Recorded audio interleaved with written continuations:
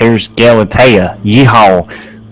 So, recap of what's happened. The party has made their way through a series of caverns that took them a pretty solid chunk of a day, like a whole day, to get through this set of caverns that appears to have gone underneath a river to the west of the dragonborn city of Dragonix, and out into the western wildlands beyond the river.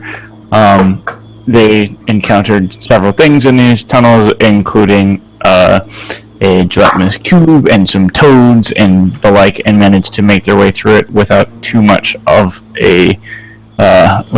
trouble. They then camped just outside the entrance to the caverns, where their rest was interrupted by some will-o-wisps, followed by the appearance of a pretty powerful hag who offered them a deal. They all refused the deal at first, entered combat, and after sort of getting an idea of precisely where they stood in relation to this hag, Jean offered his deal, basically her deal, that she could take anything, anytime in exchange for all of their lives. The deal was taken. The hag and her wisps, as well as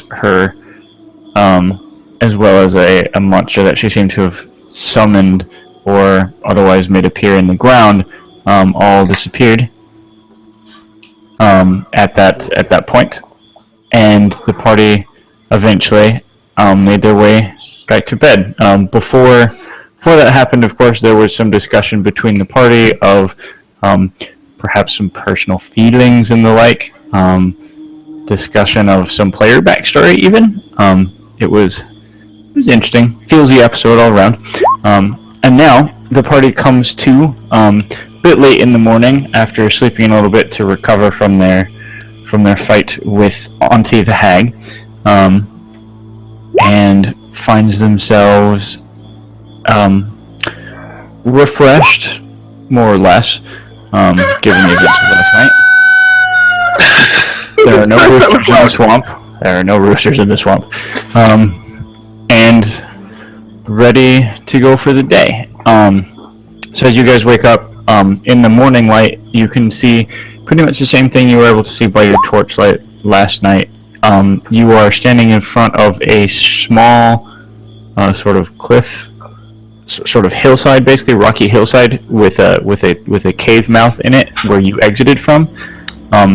Around you, in front of you, is basically a small, muddy, flat area with no real foliage for 30 or so feet in every direction, and then it immediately becomes some swamp trees, willows, some sort of just general twisted, branchy type trees appear in the area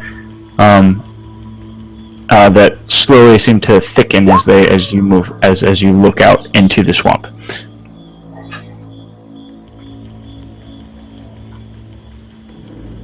And with that, we'll begin. Alright, so all in favor of just abandoning this whole dragon thing and just murdering Hag? Yeah? Aye. Was I the only buddy who dreamt of that last night? Nope. Woo! Just gonna high five from Mel. It's a drug dream, man. Alright. So, on the whole dragon thing, did we ever figure out which way to go from here? No, we have no clue if we're going the right way or not. Yeah. I mean, we're here now. If I look at high level, can I see any buildings or anything? You mean if you look like over the trees and such? Yeah. Go ahead and roll perception for me. Alright. Could I do a survival to see how far we are from the city, or would I not know? You can make a survival roll if you want. Getting off to a good start.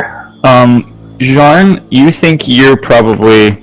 So you know that you crossed under the river, for sure, which the western part of the river that you crossed under is pretty wide, and you're pretty sure you were underground a fair a pretty solid margin more than that. You think you're probably at least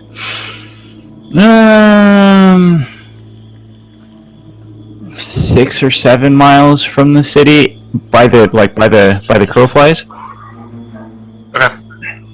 Man, guys, And you know that you're west of the city, more or less. Norin, you look around, you don't see any buildings or anything. It's pretty much just wilderness as far as you can see. Okay. By way of Behind you trees, is the small hillside, right? So you can only look in one direction where you're at. But by way of like hillside, is it like if I go to the top, it's just gonna be more trees? like on top of the hill. Yeah. The hill is pretty rocky. Nothing seems to like grow on it.